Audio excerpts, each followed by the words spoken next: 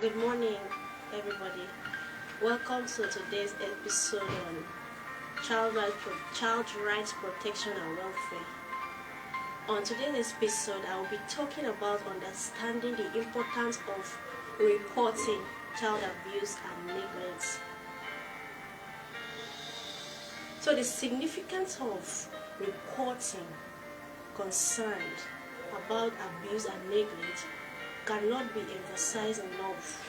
It cannot be emphasized enough. The effective reporting mechanism plays a pivotal role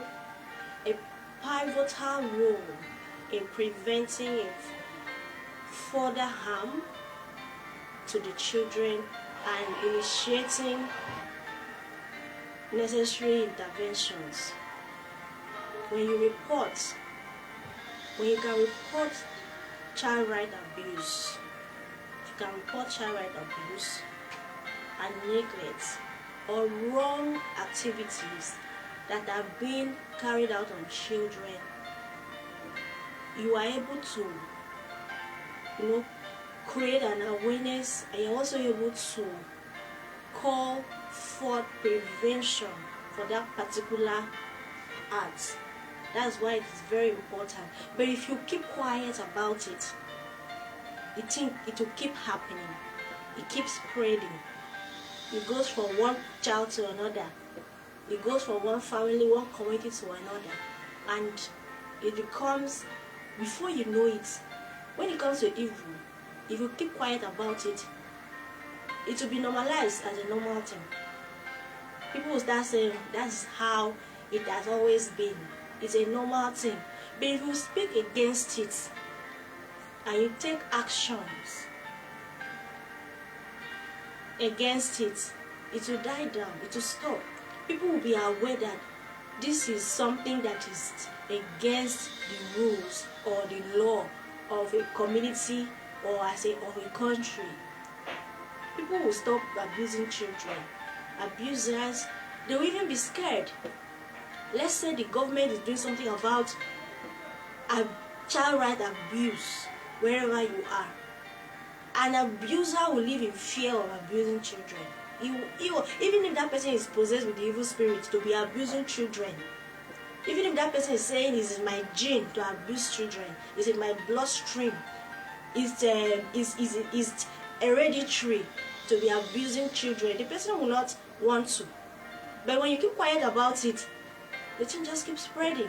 So I want to be talking to you about why it is important that you and I should report abuse.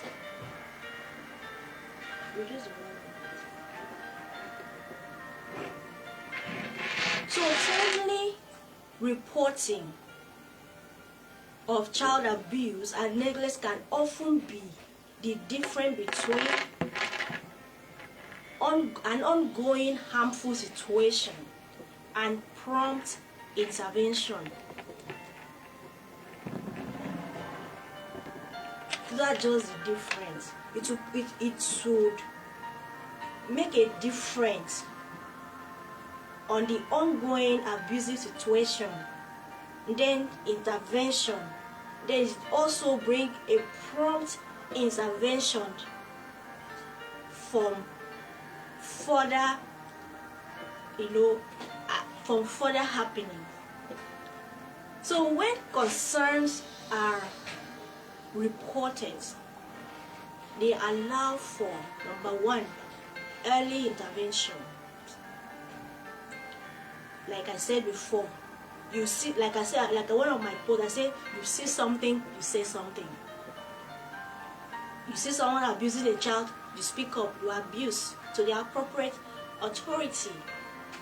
And I also said, make sure that you know and you understand where you can abuse, child abuse, where you live, in the state where you live. Make sure you have the child helpline of where you are living, where you can report and call for help for any abuse that you witness around you. So when you do this, it allows early intervention. So timely reports can prevent further harm to a child by initiating investigations and intervention sooner when you report. And if you are able to do this, want to be proud, want to be an adult that has saved a child, you will be. Another one that reporting, a good reporting mechanism will do is it will help to document, to help for documentation. So reporting cases record, making it easier to track and address recurrent cases. Yes, they will to be documented that this happened and this was done. So even if the person was not in this country, if this thing was documented, let's say the person in the Office of Child Right Protection right now, his tenure, his or her tenure is completed, another person comes into that office, the person will see the documents. When child abuse happened, how did they handle it, and what was the solution to that particular abusive situation? The person will work with that document, and the person, how did you enforce it for further occurrences? How did they enforce child right protection law? The person will follow it from there. Nobody will be confused. So you document, it will be helpful for documentation, it will help for record purpose and all that. So another important reason why we should report is it will create awareness. That is awareness, point number 3. So each report brings more awareness to the prevalence of child abuse and neglect, which can drive societal and policy changes. So those are things that when you report, just calling with your phone or just walking into the office of where you can report these things. We live in a digital world now. Just a phone call, you save a child. You save a child's life from being taken away from him or her, from being killed, and all that. You help to create awareness.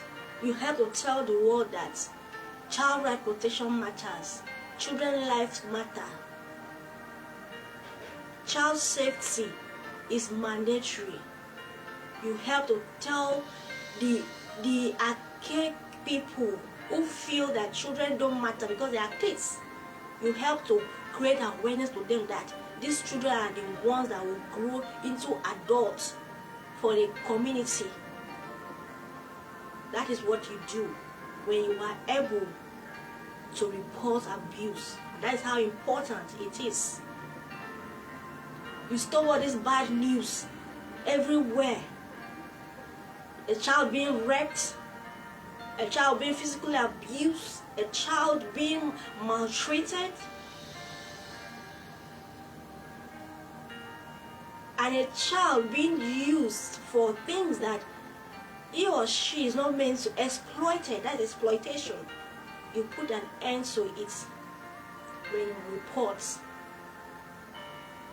So, under reporting, there is such thing as mandated reporting. And what does it mean? Mandated reporting refers to the legal obligation imposed on certain professionals to report suspected cases of child abuse or neglect. So these professionals often work closely with children and are therefore in a unique position to identify signs of potential harm.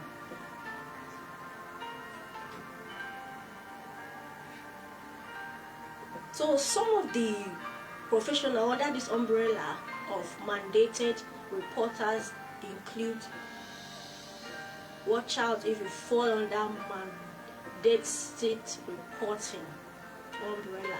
If you fall under the umbrella, if you're a teacher, you fall under this umbrella. And school staff members, healthcare professionals, social workers, law enforcement officials, they fall under this umbrella of mandated reporting.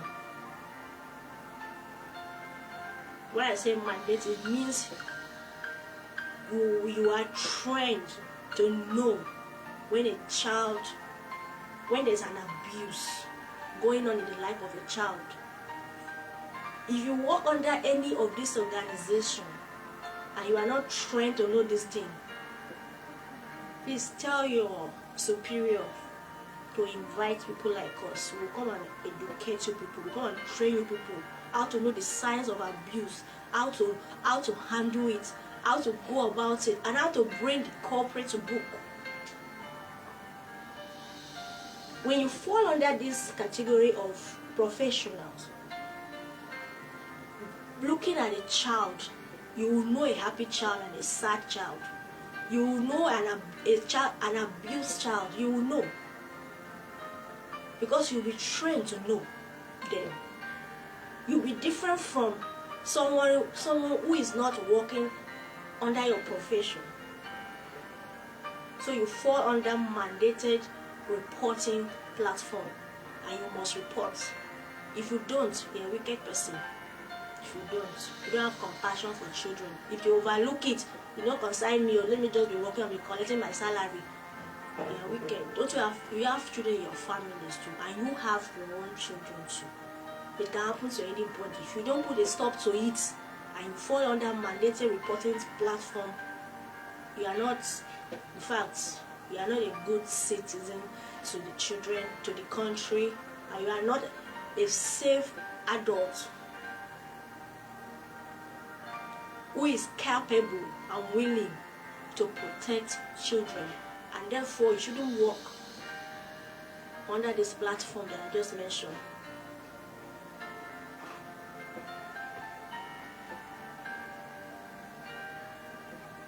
So that is what mandated reporting is all about. Okay.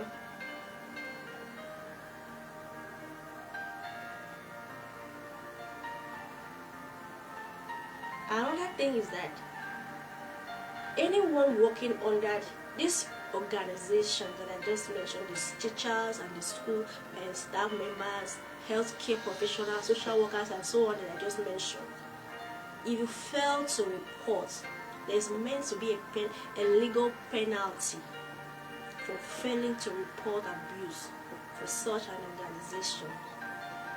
There's meant to be a penalty for it.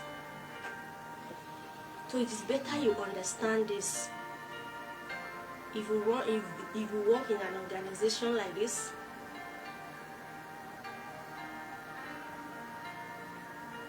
so I'm going to be talking about effective reporting mechanism, effective reporting system, or effective reporting mechanisms. So for reporting to be effective, several conditions must be met. What are these conditions? Number one is accessibility. A reporting mechanism or system should be accessible, should be easily accessible to everyone, that's to all, regardless of their location, language, or ability. Even a disabled person it should be very accessible, that even a disabled person, as long as that person can see and know what is going on, can report. Even if it's me shouting, they're abusing a child, though a child is dying here, then somebody pick it up from there. It should be very accessible, easily accessible. It shouldn't be something that is just meant for some particular set of people. That is one of the effective reporting mechanism. Number one is it should be confidentiality. So individuals who report without fear of individual report concern must have their identity protected. Like I think the last 2 weeks someone posted something of a child living with the aunt. You see that child physically maltreated with wounds in what's that? Delta State. Yes, she posted that thing. But posting it on social media, a lot of people on the social media, a lot of people talk about it. God healed the child, God will punish the auntie. But that does not solve the problem. So I actually went through all the comments. It was just people with their own opinion. But the opinions and the comments they were not things that should put a stop to the traumatic experience that child, a girl child for that matter, is currently going through in the hand of her own aunt she's living with. So I had to private chat, I private message that the owner of that video, then looks for the information and how to report abuse in the state where, because she mentioned it, where that child is. Though I'm yet to get a feedback, I will still message her to know if she did the right thing. So also I know that she must have been scared. I'm talking about confidentiality now, or what if they come for me and all that. She's just a businesswoman doing her business. She saw that and she put it on social media, which is very good of her. But she didn't report it the right way. So I have to let her understand that when she's reporting that her identity will be secure and protected, she doesn't even need to get involved since she has all the evidence and she knows where the girl lives with the wicked auntie that is maltreating her. So I have to shed light on whatever could hold her back from, and I'm sure she didn't know where that she can actually report this thing to the appropriate authority. So that's what I'm talking about. Any reporting mechanism or system must protect the confidentiality of the reporter, the identity, so that they will not go for them. They won't also, so that they won't also become victims. Because if this happens, nobody will want to report. Everybody will want to mind their business and all that. When you do this, when you protect, when a reporting system or mechanism protect the confidentiality of the reporter, it would encourage more people to come forward without fear of reprisal.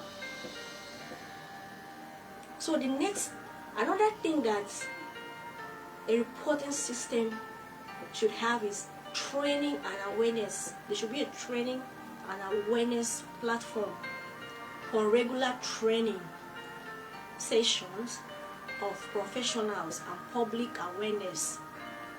If you work under mandatory reporting umbrella, there should be a training and awareness session for the professionals and public awareness. There should be a campaign that improve the quality and frequency of reporting. It should be something like that. Another thing is swift response.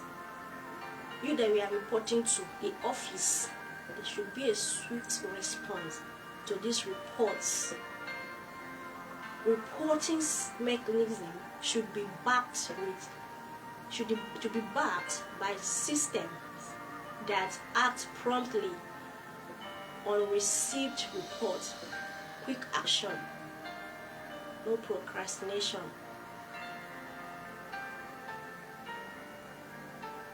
Another one that it should be is feedback loop. There should be a feedback loop. Those who report should receive feedback on their reports, ensuring transparency and building trust in the system. Yes, everybody wants feedback from you. Everybody wants to know that what they have put their effort to do is yielding positive results. You report a case of a child abuse, the person wants to know if that child has been saved and secured from that abusive situation, and if the abuser has been severely, when I say severely, I mean severely punished. Yes. When you do that, people will be confident. People will say, yes, we are going to report. Even if I even do like this and say any abuse and report, they will come for you. That's how it's supposed to be. So when we talk about reporting abusing, and neglect, there are barriers to reporting this abuse. There are barriers, and until these barriers are overcome, reporting will be difficult. So while reporting is crucial, it's also essential to acknowledge that and address barriers that deter individuals from coming forward to abuse. So this barrier can include fear of retaliation. Like I said, someone that is scared. Okay, let's say your landlord, they are owing house rent, is abusing his niece or nephew that's living with them. How do you abuse that? You'll be scared.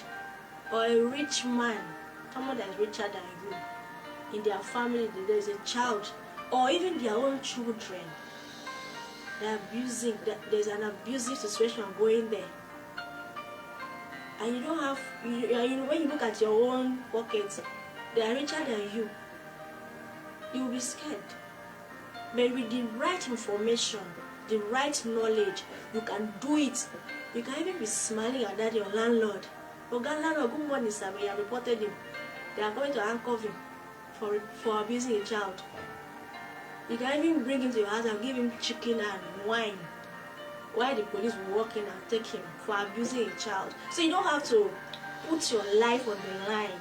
You don't have to implicate yourself. You don't have to have that fear.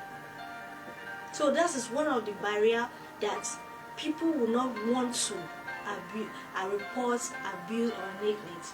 They will be scared.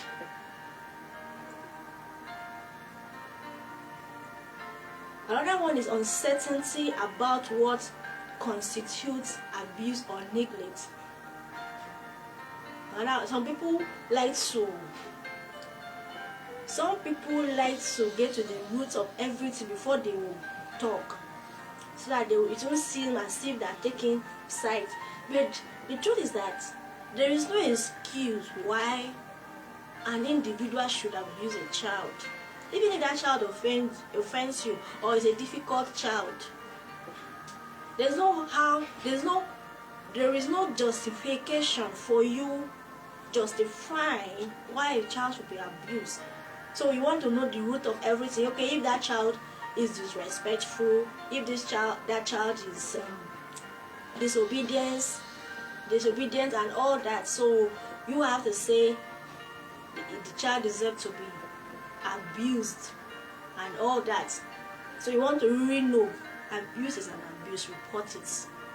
So don't look for what happened, what did not happen. So some people might have this feeling of not knowing what really caused the abuse and all that. And another thing that you might not know is that, is this adult okay? Is this person healthy? is this person mentally okay or psychologically okay? You might not know that. So some people might say, for instance, a parent or a guardian going through mental health issue that is severe, and the person have not gotten help, is likely to abuse the child. Another one is parents that are substance abuse adults can abuse a child. So if you don't know, you are likely not to want to report. You will be saying, yes, he or she is a good person now. I can't report him to the police. I can't report him to the child rights organization and all that. But do you know that if you actually report, you will help that mother or that father or that parents or the guardians, and then also help the child. So it's not how good a person is, or let's say a family that the basic needs of the children are being neglected because they don't have it. Okay, the children stop going to school because there's no money to even feed or go to school, pay school fees and all that. So the children are at home and you don't know why they are at home. You might say, I don't want to report this, children are at home, they're not going to school and all that. But if you create an awareness that there are people that can help people when you help, there are philanthropists, if you create an awareness about all these things, there might be help. These days we don't actually need to even depend on government for everything. We have to hold each other's hand, depend on each other, because the government will not be able to do all. How many families is government going to be able to send their children to school? How many families is government going to feed? How many sick children is government going to pay their hospital bills? Even in general hospitals now, there are some things you pay for, and those are government hospitals. How many families are even able to afford general hospital bills? If you look at that, you will see that is in the hands of people that God has blessed. They will come and help these children out. So if you report, they will be helped. So you don't keep quiet about anything that is wrong that is happening in the life of a child. Help create an awareness, help report it, and it will help. So you don't keep quiet about it. Another one is concern about causing harm to the child or family. That's what I'm saying. You are like, if I report, I might cause harm to this family or the child, or to the person abusing the child, or you just have that mindset. The other one is cultural or community pressure. Okay, if you go to a community where female mutilation is allowed, is accepted, or child marriage is a normal norms, it will take strength. It will take your strength and wisdom for you to be able to try to put a stop to something like that. So cultural or community pressure will hinder people from reporting abuse.